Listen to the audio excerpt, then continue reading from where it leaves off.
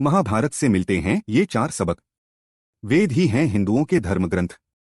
वेदों के चार भाग हैं, ऋग्, यजु, साम और अथर्व। महाभारत को पांचवां वेद माना जाता है। प्रत्येक भारतीयों को इसे पढ़ना चाहिए। इसमें वह सब कुछ है जो मानव जीवन में घटित होता है या हो सकता है। इसमें वह सब कुछ है जो धर्म और राजनीति में होता है। इसमें वह भी है जो आध्यात्मिक मार्ग में घटित होता है। एक ओर इसमें रिश्तों को लेकर अपंत्व है तो दूसरी ओर खून के रिश्तों को भी तार तार कर देने वाली असंवेदनशील घटनाएं हैं। दरअसल महाभारत में जीवन, धर्म, राजनीति, समाज, देश, ज्ञान, विज्ञान आदि सभी विषयों से जुड़ा पाठ है।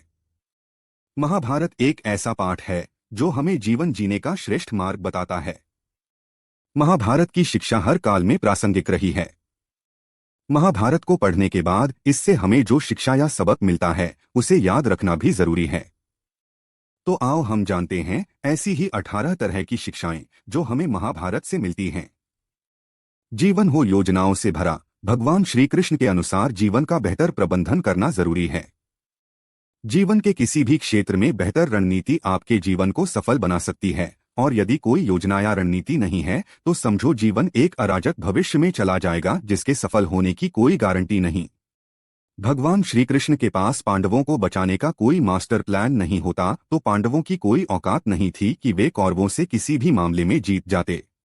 उनकी जीत के पीछे श्री कृष्ण की रणनीति का बहुत बड़ा योगदान रहा। यदि आपको जीवन के किसी भी क्षेत्र में जीत हासिल करना हो और यदि आपकी रणनीति और उद्देश्य सही है तो आपको जीतने से कोई रोक नहीं सकता। संगत और पंगत हो अच्छी, कहते हैं कि जैसी संगत वैसी पंगत और जैसी पंगत वैसा जीवन। आप लाख अच्छे हैं लेकिन यदि आपकी संगत बुरी है तो आप बर्बाद हो जाएंगे। लेकिन यदि आप लाख बुरे हैं और आपकी संगत अच्छे लोगों से है और आप उनकी सुनते भी हैं तो निश्चित ही आप आबाद हो जाएंगे। महाभारत में दुर्योधन उतना बुरा नहीं था जितना कि उसको बुरे मार्ग पर ले जाने के लिए मामा शकुनी दोषी थे। शकुनी मामा जैसी आपने संगत पाल रखी है तो आपका दिमाग चलना बंद ही समझो। जीवन में नकारात्मक लोगों की संगति में रहने से आपके मन और मस्तिष्क पर नकारात्मक विचारों का ही प्रभाव बलवान रहेगा। ऐसे में सकारात्मक या अच्छे भविष्य की कामना व्यर्थ है। अगले पन्ने पर तीसरा सबक बहुत जरूरी। थोथा चना बाजे घना। मालवा में एक कहावत है कि थोथा चना बाजे घना, अर्थात जो अधूरे ज्ञान हासिल किए हुए लोग रहते हैं वे बहुत वाचाल होते हैं। हर बात में अपनी टांग अड़ाते हैं और हर विषय पर अपना ज्ञान बघारने लगते हैं, लेकिन कभी कभी यह अधूरा ज्ञान भारी भी पड़ जाता है। पहली बात तो यह कि इससे समाज में भ्रम की स्थिति निर्मित होती है और दूसरी बात यह कि ऐसा व्यक्ति जिंदगी भर कंफ्यूज ही रहता है।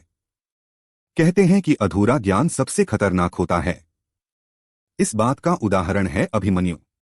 अभिमन्यु बहुत ही वीर और बहादुर योद्धा था, लेकिन उसकी मृत्यु जिस परिस्थिति में हुई उसके बारे में सभी जानते हैं। मुसीबत के समय यह अधूरा ज्ञान किसी भी काम का नहीं रहता है। आप अपने ज्ञान में पारंगत बने। किसी एक विषय में तो दक्षता हासिल होना ही चाहिए। अगले पन्ने पर जानिए चौथा सबक।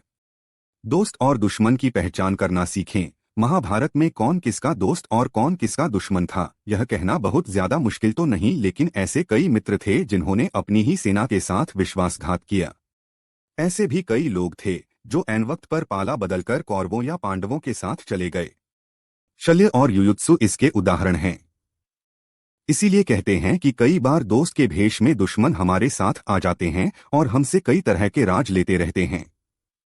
कुछ ऐसे भी दोस्त होते हैं जो दोनों तरफ होते हैं। ऐसे दोस्तों पर भी कतई भरोसा नहीं किया जा सकता, इसलिए किसी पर भी आंख मूंद कर विश्वास नहीं करना चाहिए। अब आप ही सोचिए कि कौरवों का साथ दे रहे भीष्म, द्रोण और विदुर ने अंतत युद्ध में पांडवों का ही साथ दिया। ये लोग लड़ाई तो कौरवों की तरफ से लड़ रहे थे, लेकिन प्रशंसा पांडवों की करते थे और युद्ध जीतने के उपाय भी पांडवों को ही बताते थे।